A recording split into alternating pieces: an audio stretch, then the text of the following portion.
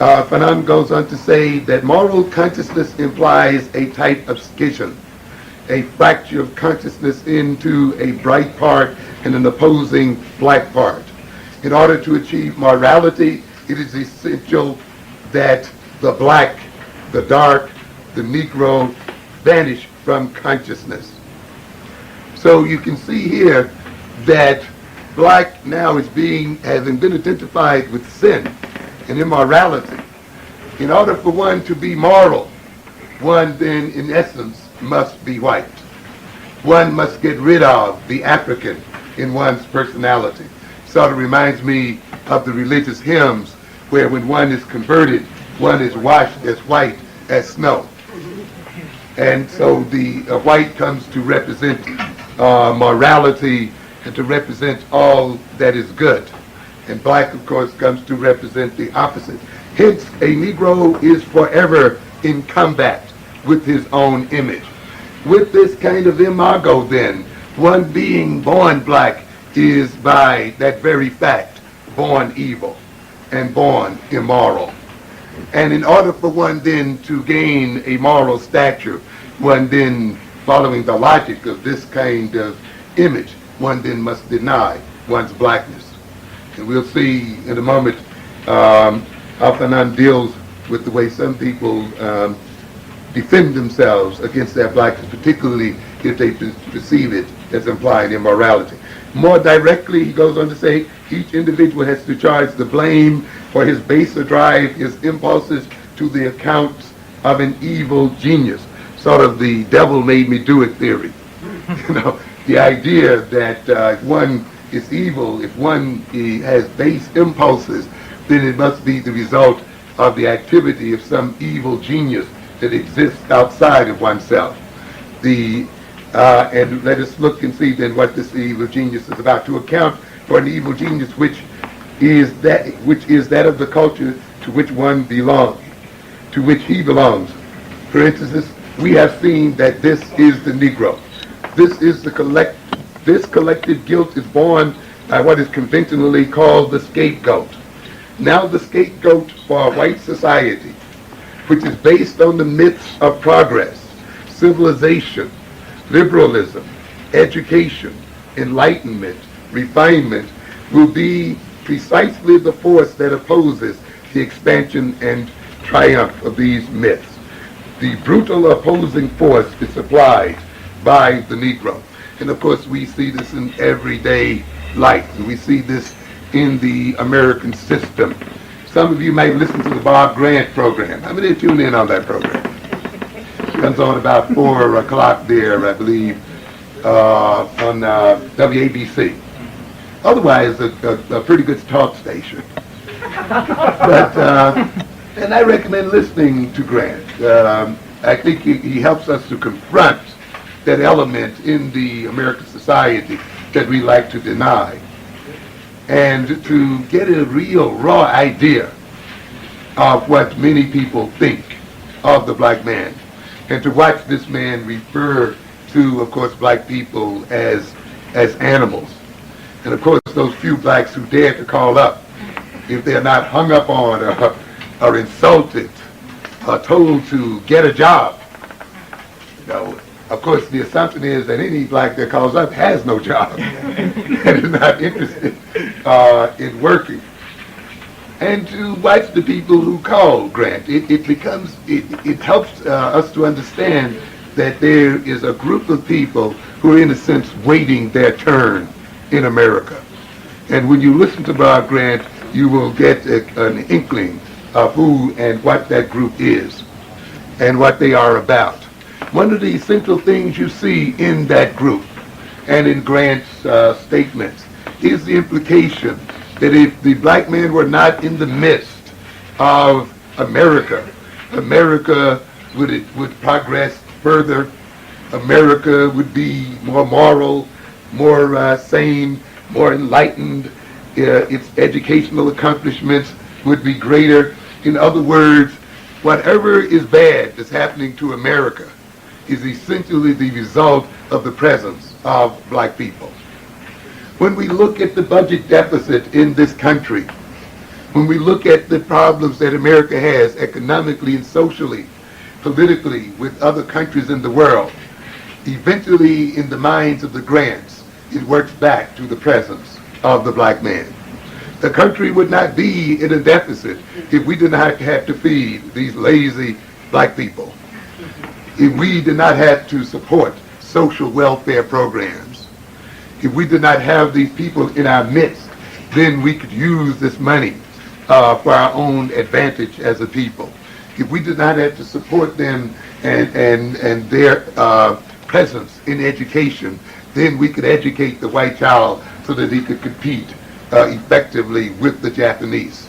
So underwriting many of the issues that Grant discusses with his listeners is the concept that to a good degree America is in the shape that she is in due to the presence of the black man. And even in whites who do not express this openly as does Grant, this idea lies in the subconscious. And you will see then that when it comes time to so-called deal with the budget, to so-called correct the deficit, it will be corrected on the backs of black people. The programs that will be repressed and cut out will be those programs that ostensibly are supposed to be there to aid black people. And this often is only apparent because we will see that the white man's charity is rarely, if ever, charity.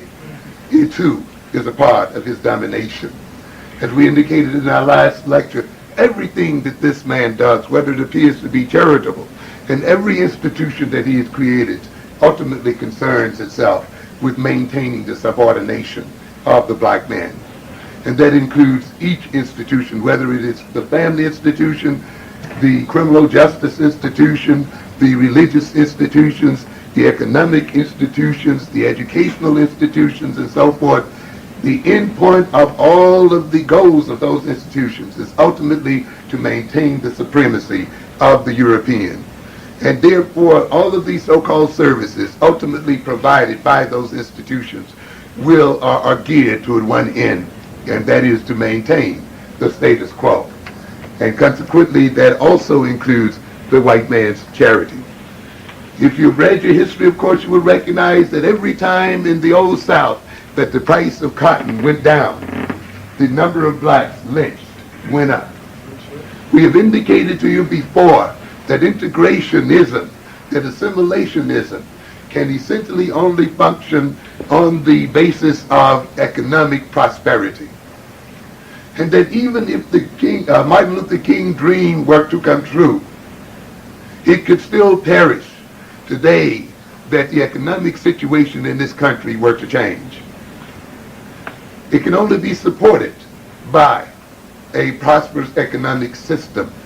I indicated to you last week that if it gets to the point where the white man has to make a choice whether to feed his children or your own, he is going to feed his first, regardless of civil rights laws and any other kind of laws that you've placed on the books.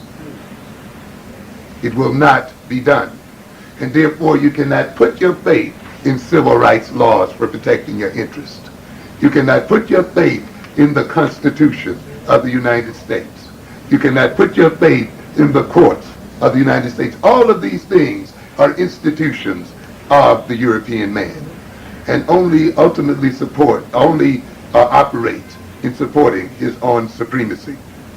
And during times when the assertion of our rights may not be a threat to his dominance, then we may get some semblance of so-called fair play. But at times when the exercising of our rights under this so-called Constitution and under the laws of this country threaten the European status in the world, you will see that he will disobey his own laws and break his own laws. Sort of reminds me of men and laws, right? Men make the laws and women obey them. Men make them and are the first ones to break them. And we will see again that this is also the case in terms of the European relative to the African. And the tendency is then that when economic systems begin to falter, when the status of a nation begins to decline, the people in that nation look around for scapegoats. They look around for people to blame. And they look at the economically weakest people and the politically weakest people. And it doesn't matter if you held hands with them at some previous point before. It doesn't matter if you lived next door to them at some previous period. It doesn't matter if your children went to school with them at some previous period in time.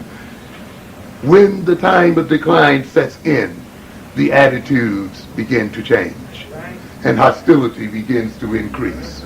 And what was once a beautiful relationship turns ugly, and persecution begins to occur.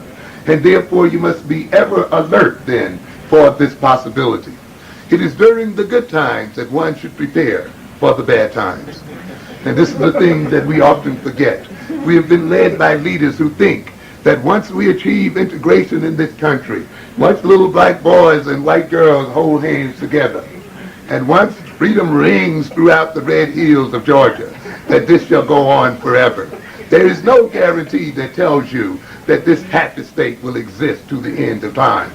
This is no fairy tale where people live happily ever after. The things do change. Good times do come to an end.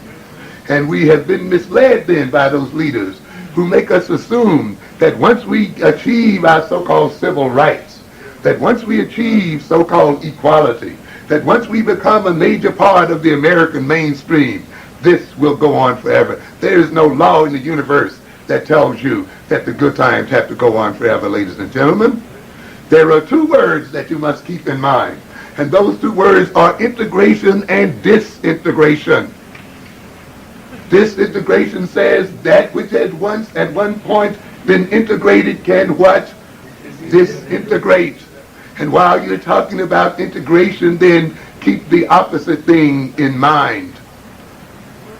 That which has been joined together can become unraveled. And there are many forces which can lead to its unravelment. When there's a scarcity for bread and food, when there's economic trouble, a beautiful relationship can end. Of course, we have this unrealistic belief in the white man's invulnerability to disaster. We talked last week about religion and the white Jesus. A part of this white Jesus image is that it leads many blacks to think of whites as being blessed in some sort of way, as having some kind of divine mission, as being somewhat more godlike or closer to God than others. It leads to the belief that somehow God is still going to continue to protect this group of people. And therefore, as long as we live among them, in protecting themselves, they will protect us by default. There is no law that says that these people will not crumble and fall into the dust. There is no law that says the rain has to keep falling in the United States, that crops have to keep on producing year after year. We know, if we read the books in history very closely, countries that were once prosperous were parched by disaster, by drought, and other kinds of natural disasters.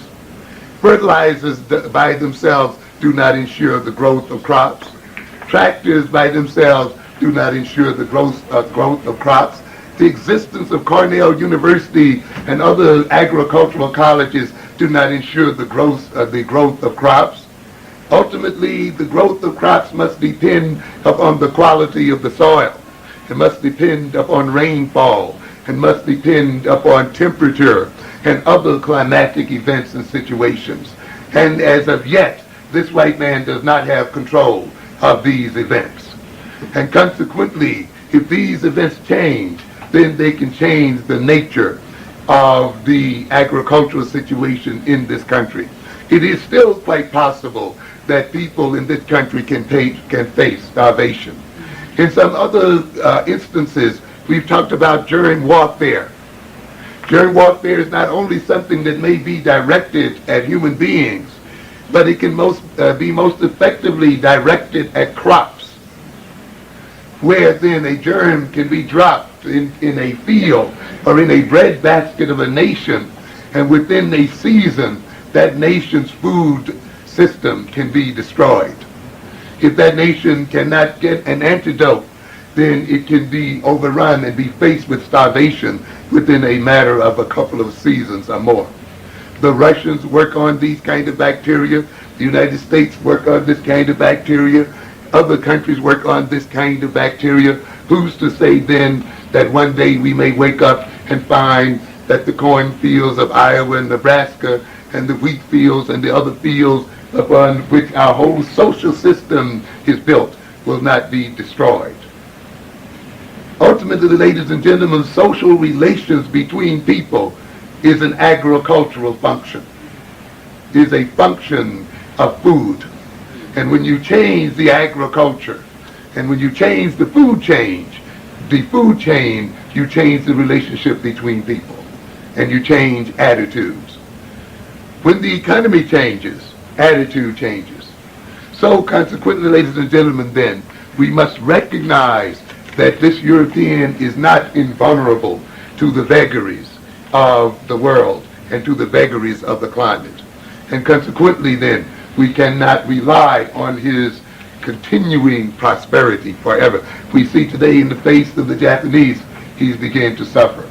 In the face of other nations and groups, he's beginning to suffer. And therefore, as he suffers, he shall make us suffer. The suffering shall be transferred on to the next man down. We have seen white civilizations rise and fall. We've seen the Greek civilization rise and fall. We've seen the Roman civilizations rise and fall. And there is no law in the world that says the civilizations founded in Western Europe and in the United States will last forever. And consequently, a wise people prepares for that eventuality.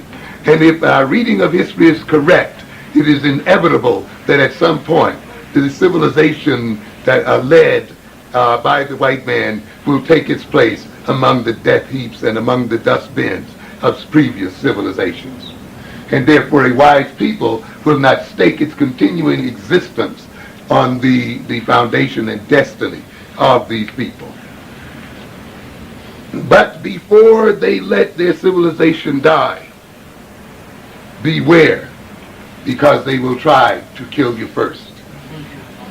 Because they will make whoever around them the scapegoats. We saw this, of course, in Germany in relationship to the Jews. When you perhaps will question some Jews in pre-World War II Germany, I'm sure many of them perhaps would have told you, if you had told them that the Germans would put them in ovens. No, not our Germans. Our Germans are the most civilized people in the world. They have the best writers in the world. And you look at the great writers, and you'll see many of them are German. You know, you read Goethe and so forth. We have the greatest musicians in the world, Wagner and the rest. The greatest poets in the world. The greatest scientific establishment in the world.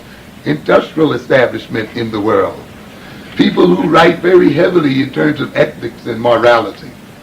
But yet, despite all of this quote-unquote civilization, these people ended up in the ovens of Europe. There are those then, I think, in this nation who too find it difficult to conceive of the possibility that these whites will put us in the oven as well. And you must think of that possibility. Do you think they're too civilized, ladies and gentlemen? Well, note, ladies and gentlemen, that civilization and so-called civilized behavior is often only a thin veneer over a very savage mentality. And when that veneer is chipped by economic, social, political, and other kinds of disaster, the savage part of the personality will express itself. And the civilized man of today becomes the murderer of tomorrow. And what I'm saying then, even if this dream of King were to come true, it does not remove from us the responsibility to see to it that we are in a position to protect our interests as people, to develop real power, to develop real cultural cohesion, to act as if the situation were not exactly what it is. In the society of the Antilles, he goes on to read, where the myths are identical with those of the society of Dijon or Nice, the young Negro identifying himself with the civilizing power will make the nigger the scapegoat of his own moral life. And here again, of course, we see in essence self-hatred.